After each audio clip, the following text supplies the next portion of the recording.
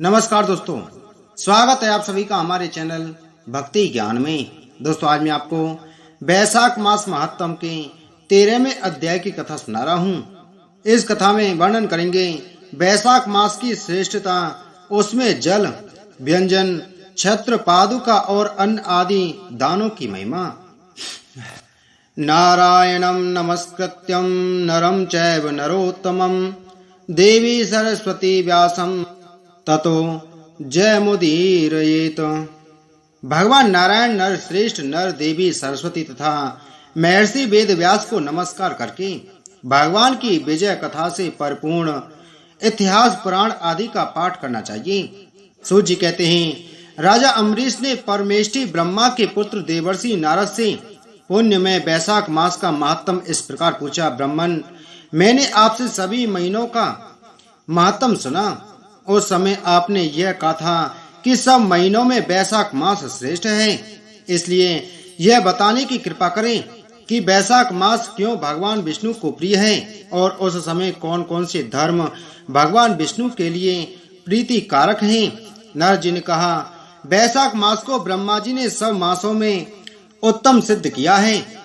वह माता की भांति सब जीवों को सदा अभीष्ट वस्तु प्रदान करने वाला है। धर्म, यज्ञ, क्रिया और तपस्या का सार है। संपूर्ण देवताओं द्वारा पूजित है। जैसे विद्याओं में वेद विद्या, मंत्रों में प्रणव, वृक्षों में कल्प वृक्ष, धेनुओं में कामधेनु, देवताओं में विष्णु, वर्णों में ब्राह्मण, प्रिय वस्तुओं में प्राण, नदियों में गंगा जी, तेजों में सूर्य, अस्त्र शस्त्रों में चक्र, धातुओं में सुवर्ण, वैष्णवों में शिव तथा रत्नों में कौस्तुभ मणि है। उसी प्रकार धर्म के साधनभूत महीनों में वैशाख मास सबसे उत्तम है। संसार में इसके समान भगवान विष्णु को प्रसन्न करने वाला दूसरा कोई मास नहीं है। जो वैशाख मास में सूर्योदय से पहले स्नान करता है, उससे भगवान विष्णु निरंतर प्रीति करते हैं। पाप तभी तक गरजते हैं जब तक जीव वैशाख मास में प्रातः काल जल में स्नान नहीं करता। राजन, वैशाख के महीने में सब तीर्थ आदि देवता तीर्थ के अतिरिक्त बाहर के जल में भी सदैव स्थित रहते हैं। भगवान विष्णु की आज्ञा से मनुष्यों का कल्याण करने के लिए वे सूर्योदय से लेकर 6 दंड के भीतर तक वहां मौजूद रहते हैं। वैशाख के समान कोई मास नहीं है। सतयुग के समान कोई युग नहीं है। वेद के समान कोई शास्त्र नहीं है और गंगा जी के समान कोई तीर्थ नहीं है। जल के समान दान नहीं है। खेती के समान धन नहीं है और जीवन से बढ़कर कोई लाभ नहीं है।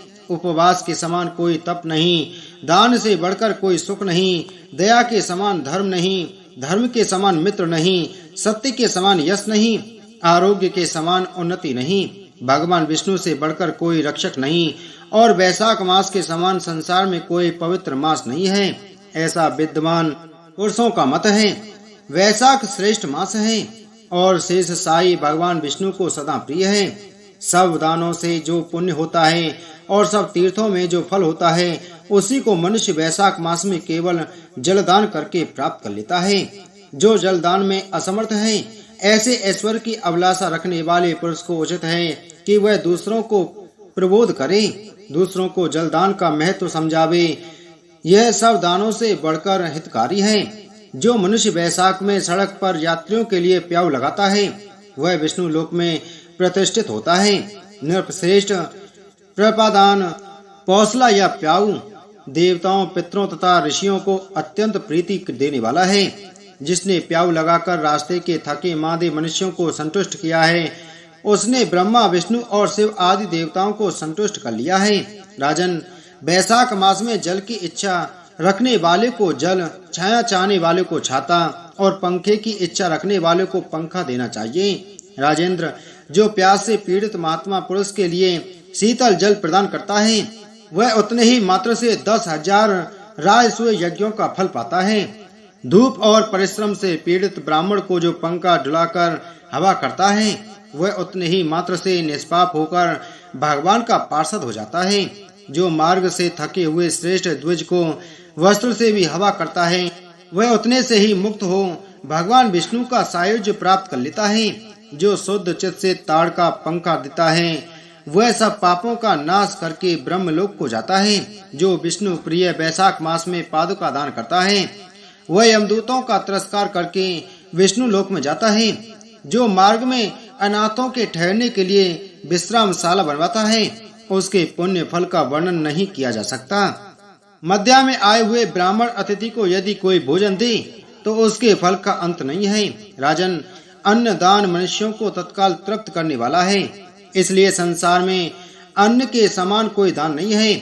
जो मनुष्य मार्ग के थके हुए ब्राह्मण के लिए आश्रय देता है, उसके पुण्य फल का वर्णन किया नहीं जा सकता। भूपाल, जो अन्नदाता है वह माता पिता आदि का भी विस्मरण करा देता है, इसलिए तीनों लोकों के निवासी अन्नदान की ही प्रशंसा करते हैं। माता और पिता केवल जन्म के हेतु हैं, पर जो अन्न देकर पालन करता है, मनीषी पुरुष इस लोक में उसी को पिता कहते हैं। बोलो वैशाख मास महात्म की जय। बोलो विष्णु भगवान की जय।